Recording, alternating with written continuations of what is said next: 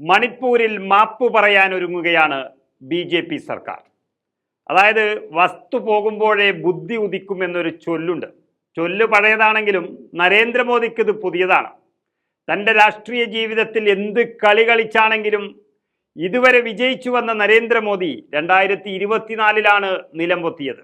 അത് ചെറിയ തോൽവിയല്ല, തൻ്റെ പാർട്ടി മാത്രമല്ല മോദി തന്നെ കഷ്ടപ്പെട്ടാണ് രക്ഷപ്പെട്ടത്. 2019 വോട്ട് ചെയ്ത 3 ലക്ഷത്തിലധികം ജനങ്ങളാണ് ഇപ്പോൾ വാരണാസിയിൽ പോലും അദ്ദേഹത്തെ തള്ളിപ്പറഞ്ഞിരിക്കുന്നത്. ഇത്രയ്ക്കും ഭയപ്പെട്ടു പോയ നരേന്ദ്രമോദി മണിപ്പൂരിൽ സംഭവിച്ച പിഴവിൽ മാപ്പു പറയാൻ ഒരുങ്ങുകയാണ്. അതിന് അമിത്ഷായെയാണ് ചുമതലപ്പെടുത്തിയിരിക്കുന്നത്. ഏറെ വൈകിയാണ് ബുദ്ധി ഉദിച്ചതെങ്കിലും മണിപ്പൂർ സംഘർഷം ചർച്ച ചെയ്യാൻ അടിയന്തര യോഗം വിളിച്ചിരിക്കുകയാണ് കേന്ദ്ര ആഭ്യന്തരമന്ത്രി അമിത്ഷാ. നരേന്ദ്രമോദിയുടെ 3ാം NDA സർക്കാരിലും ആഭ്യന്തരമന്ത്രിയായതിനു ശേഷം മറ്റെല്ലാ യോഗങ്ങൾക്കും മുന്നോടിയായി ഇതാദ്യമായാണ് അമിത്ഷാ മണിപ്പൂർ സംബന്ധിച്ച യോഗം തന്നെ വിളിക്കുന്നത്. ആഭ്യന്തര സെക്രട്ടറി അജയ് ഭല്ല, രഹസ്യാന്വേഷണ വിഭാഗം മേധാവി തപൻ ദേക്ക, സൈനിക മേധാവി ജനറൽ മനോജ് പാണ്ഡെ, സുരക്ഷാ ഉപദേഷ്ടാവ് കുൽദീപ് സിംഗ്, മണിപ്പൂരിലെ chief secretary Vineet Joshi, DGP Rajeev Singh, Assam Rifles മേധാവി ചന്ദ്രൻ നായർ എന്നിവർ യോഗത്തിൽ പങ്കെടുത്തു.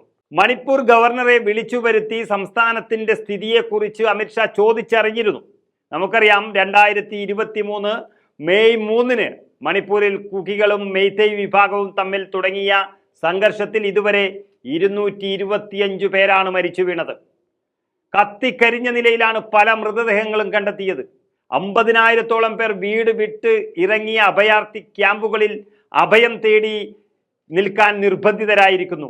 ആഴ്ചകൾക്ക് മുമ്പ് വരെ മണിപ്പൂരിൽ സംഘർഷം ഉണ്ടായിരുന്നു.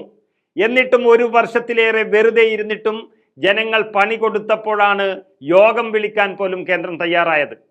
മോറോയിലെ സ്കൂളിൽ ഒരാളുടെ തലയില്ലാത്ത മൃതദേഹം കണ്ടെത്തിയതിനെ തുടർന്നാണ് കഴിഞ്ഞ ആഴ്ചയും സംഘർഷമുണ്ടായിരിക്കുന്നത്. എന്നാൽ ഇപ്പോൾ RSSന്റെ അന്ത്യശാസനമുണ്ട് നരേന്ദ്രമോദിക്ക്.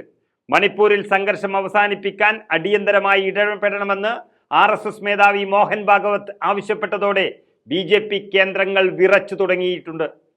തന്നെ ഈ നിലയിലെത്തിച്ച RSSനെയും മറന്ന് താൻ ദൈവത്തിന്റെ പ്രതിരൂപമാണെന്നും തനിക്ക് നിർദ്ദേശങ്ങൾ നൽകുന്നത് RSS ഒന്നുമല്ല, അത് ദൈവമാണെന്നും വീമ്പിളക്കിയ നരേന്ദ്രമോദി UPയിലടക്കം തോറ്റ് തൊപ്പിയിട്ടപ്പോൾ RSSന്റെ ആജ്ഞാനുവർത്തിയായി ഇപ്പോൾ മാറുന്ന കാഴ്ചയാണ് ഈ രാജ്യം കാണുന്നത്.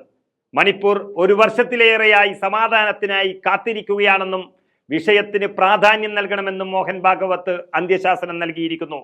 അത് അക്ഷരം പ്രതി അനുസരിച്ച് ചെയ്തുപോയ തെറ്റുകൾക്ക് മാപ്പ് പറയാൻ തയ്യാറായിരിക്കുകയാണ് യഥാർത്ഥത്തിൽ നരേന്ദ്രമോദി. നേരിട്ടിറങ്ങാൻ ആദ്യം തന്നെ ചെറിയ നാണക്കേട് കൊണ്ടായിരിക്കാം അമിത്ഷായെ മുന്നിൽ നിർത്തി ഇപ്പോൾ കാര്യങ്ങൾ നടത്തുന്നത്. ശരിക്കും പറഞ്ഞാൽ നരേന്ദ്രമോദിയുടെ തീരുമാനങ്ങളൊന്നും ഇനി നടക്കാൻ പോകുന്നില്ല. ഘടകകക്ഷികളും RSSും പറയുന്നത് കേൾക്കുക എന്നത് മാത്രമാണ് ഇനി അദ്ദേഹത്തിന്റെ ചുമതല എന്ന് തന്നെ പറയേണ്ടി വരും.